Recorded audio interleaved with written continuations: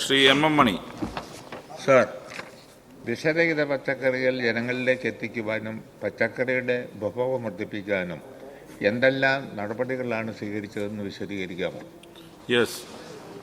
സുപ്രധാനമായ കാര്യം തന്നെയാണ് പറഞ്ഞത്. ഈ വിഷരഹിതമായി പച്ചക്കറികളുടെ കാര്യത്തെക്കുറിച്ച് നമുക്ക് വേണ്ടി ഇവിടെയുള്ളൊരു വലിയൊരു മാർക്കറ്റിനെ കണക്കാക്കി പുറം നാടുകളിൽ നിന്ന് എങ്ങനെയെങ്കിലുമൊക്കെ ഉൽപ്പാദിപ്പിച്ച് കൊണ്ടുവരുന്നു എന്നുള്ളൊരു ശീലമായി മാറിയിരിക്കുകയാണ്.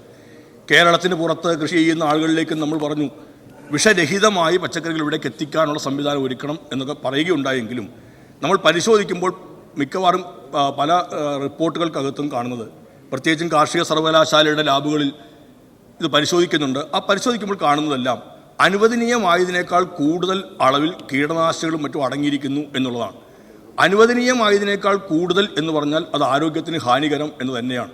അപ്പോൾ കേരളത്തിൽ അത്തരമൊരു പ്രശ്നത്തെ അഡ്രസ്സ് ചെയ്യുന്നതിന് വേണ്ടിയിട്ടാണ് തദ്ദേശീയമായി തന്നെ നമുക്ക് ആവശ്യമായ പച്ചക്കറികളും പഴങ്ങളുമെല്ലാം ഇവിടെ ഉൽപ്പാദിപ്പിക്കണം എന്ന് നിശ്ചയിച്ചിരിക്കുന്നത്.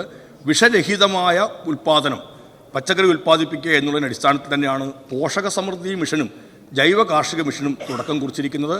അതിൻ്റെ അടിസ്ഥാനത്തിൽ കൂടുതൽ ഇടങ്ങളിലേക്ക് കൃഷി വ്യാപിപ്പിച്ചിട്ടുണ്ട്. അത്തരത്തിൽ ഉൽപ്പാദിപ്പിക്കുന്ന ജൈവ സർട്ടിഫിക്കേഷൻ അത് വേറെ സ്വകാര്യ ഏജൻസികളും മറ്റുമായിരുന്നു ഇതുവരെ ഉണ്ടായിരുന്നത്. കൃഷി വകുപ്പിൻ്റെ നിയന്ത്രണത്തിലുള്ള സമയത്ത് അതിനുവേണ്ടി ചുമതലപ്പെടുത്തുകയും ആ സർട്ടിഫിക്കേഷൻ നൽകുന്നതിലേക്ക് എത്തുകയും ചെയ്തു. അതിന് കൂടുതൽ മാർക്കറ്റുകൾ ഉണ്ടാക്കുന്നതിന് വേണ്ടിയിട്ട് അതിനുള്ള സംവിധാനവും ഒരുക്കിയിട്ടുണ്ട്. ഇതിനെല്ലാ തരത്തിലുള്ള പിന്തുണയും പ്രോത്സാഹനവും സർക്കാരിൻ്റെ ഭാഗത്തു നിന്നുണ്ടാവുക തന്നെ ചെയ്യും.